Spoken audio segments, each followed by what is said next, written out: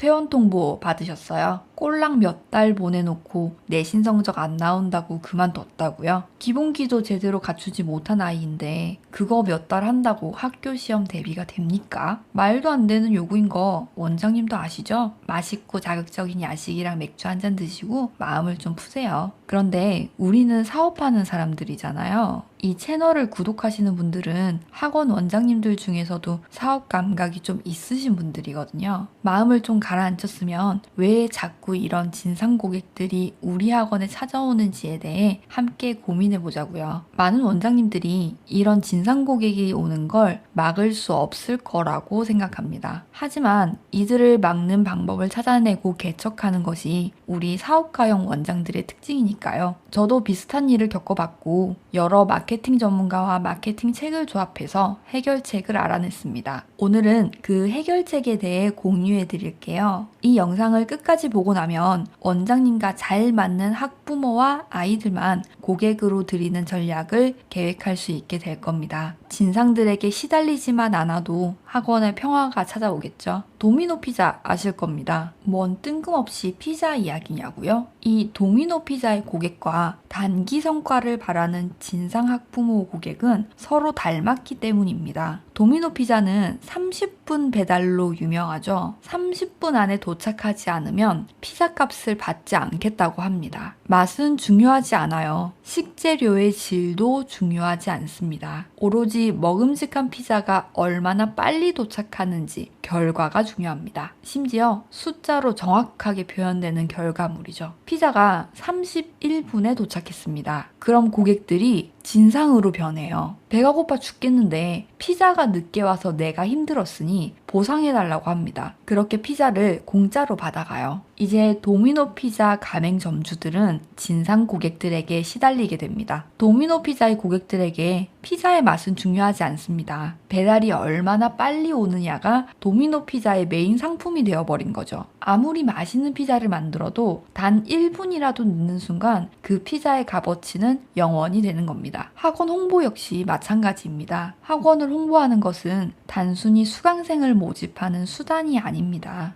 고객이 우리 학원을 어떻게 판단할지 평가 잣대를 결정짓는 일이에요. 만약 원장님께서 블로그나 홍보물에 3개월 만에 30점 상승한 사례, 우리 학원 아이들은 다 1등급 이런 이야기를 하면 학부모들은 이렇게 생각합니다. 저 학원에 보내기만 하면 무조건 점수가 나오겠구나. 이런 기대를 품고 학원에 등록해요. 기초가 없는 아이를 3개월 만에 30점 올리고 무조건 1등급으로 만드는 건 불가능합니다. 여기서 충돌이 발생하는 거예요. 학부모들은 자기 아이 상태를 정확히 모르기 때문에 원장님이 블로그나 홍보를 통해 약속한 잣대로 학원을 평가합니다. 도미노 피자가 30분을 평가 잣대로 약속한 것처럼요.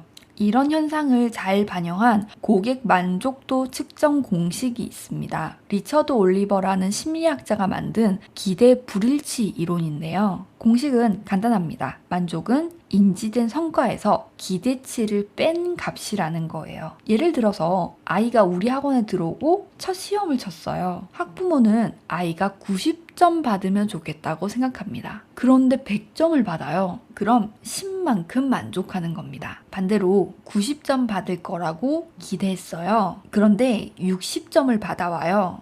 그럼 만족도는 마이너스 30이 됩니다. 90점 받을 거라고 기대했어요. 그런데 90점을 받아와요. 그럼 만족도는 0이 됩니다. 당연한 결과라고 생각하는 거예요. 많은 원장님들이 학원의 역할은 성적이라고 생각합니다.